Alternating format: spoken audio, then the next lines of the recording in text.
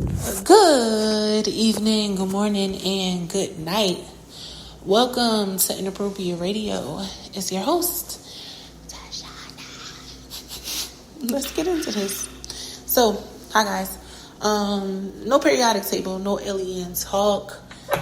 However, the creator came through with an emergency message. Alright, I wanted to do a part 2 from yesterday and kind of just go into the spiritual attacks that are going on right now, that are specifically being done under this Saturn retrograde. It's a lot of different things going on with Saturn being in Pisces right now. That makes it very interesting because if you know anything about Pisces and the energy that is connected to Pisces, then you know it's all about psychic energy, okay? Intuition, all things spiritual. But that's a whole nother topic, right? Well, I wanted it to be the topic, but the creator said no, there's an emergency conversation that needs to be had, okay? We always talk about magic and the effects and breaking cycles all the time, right? In so many different ways. And we have had the conversation of forgiveness, right? Of having to forgive the people that have attacked us, having to forgive our parents for leaving the generational cycles on us to be broken. We've talked about that, right? Forgiving God, forgiving ourselves, all of that jazz. But this segment is about forgiveness from attacks, okay? And there's a little bit of layers to this, but we're just going to go over the most basic, portion of it. There's one thing for a person to spiritually attack you, and you have to forgive them because they are just a human, right? You have to learn how to navigate this stuff yourself.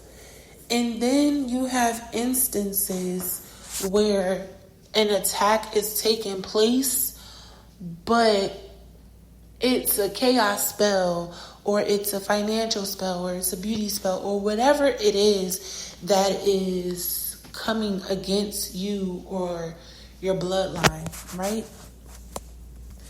Doesn't matter who it is, how close, how far, how familiar you are with them, if they're a complete stranger.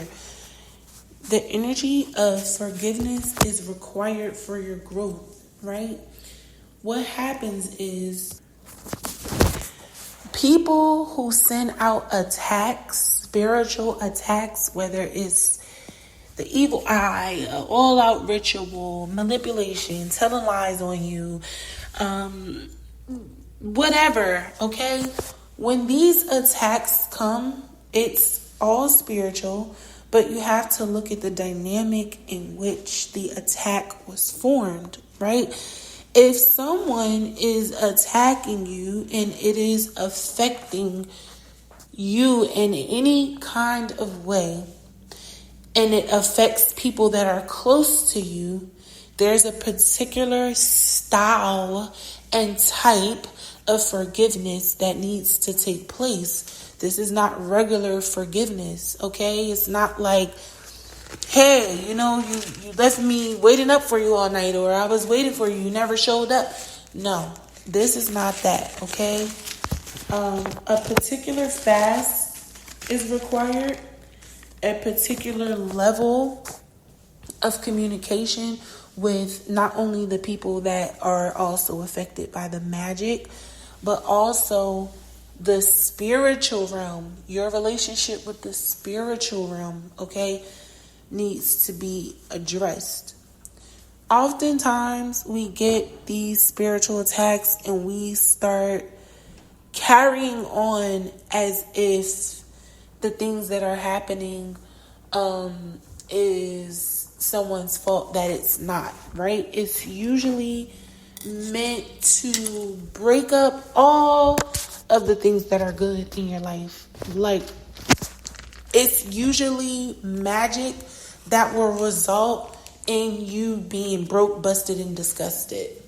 Leaving you broke, leaving you unhappy, leaving you sick, leaving you alone, leaving you confused, and leaving you to start eventually inflicting that pain on yourself, whether it is through how you treat other people, drug or alcohol abuse, sexual abuse, not fighting off the spirits. Because once you have awareness and clearance, see, it's one thing to be aware, but when the Creator gives you the permission to fight in the spiritual realm and you do not, it starts to become self-inflicted wounds, okay? You start to inflict that pain on yourself. So at some point, we need to understand and be aware, okay, of the differences that are connected to something like a regular attack and then like a spiritual attack, okay? Because like we always say, it's one thing when a person is aware, right? Some people are calling in the demons themselves. They are gladly accepting these different entities into their lives, into their vessels, into their children. But then you have some people who are just not vibrating in the proper frequency, so they are getting used as conduits. And this can go several ways, right? I'm sorry, I got a bit distracted. But a lot of the different experiences we have are directly correlated to warfare. And if you don't know how to identify the act of it, like while it's going down, it can linger. And it can be a whole paper trail or a whole all-out shebang. I don't even know another word right now. I'm sorry. I had to say shebang. But it could turn into a whole mess just off of one ritual, one spell. So you have to, if the Creator has given you eyes to see, then you would know when it is a spell. You would know when it is particularly chaos magic, because that's what they like to do to throw off the frequency of people. So usually those are the types of spells, financial and social spells, like isolating you, making people hate you, causing disruptions amongst the people that you love, like all that type of shit. So yeah, you have to realize that your forgiveness and the way you approach people needs to be different from that of a regular apology, right? Or like a regular interaction. It's not the same. If you have the eyes to see and the ears to hear, then you have to ask the Creator to guide you on how to interact, because most people that are in your midst, they're not realizing that you're fighting with them because it's a spell.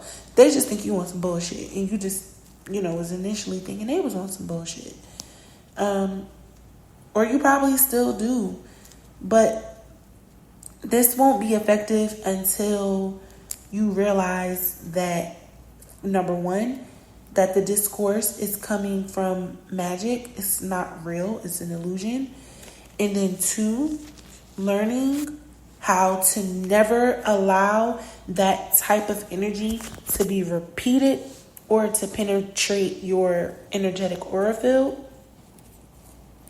or just simply having your vibration so high that you don't even feel the need to address it. But we're simply talking about forgiving people when they do stuff to us, or when we do stuff to them, in how we interact with them and engage and approach them as a result of magic, okay?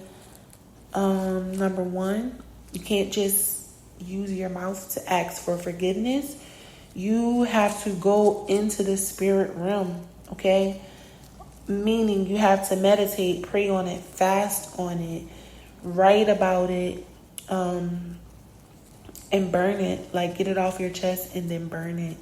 Do a bonfire, call the angels and the ancestors in. Whatever techniques you have that bring you into the spiritual realm, you need to do that.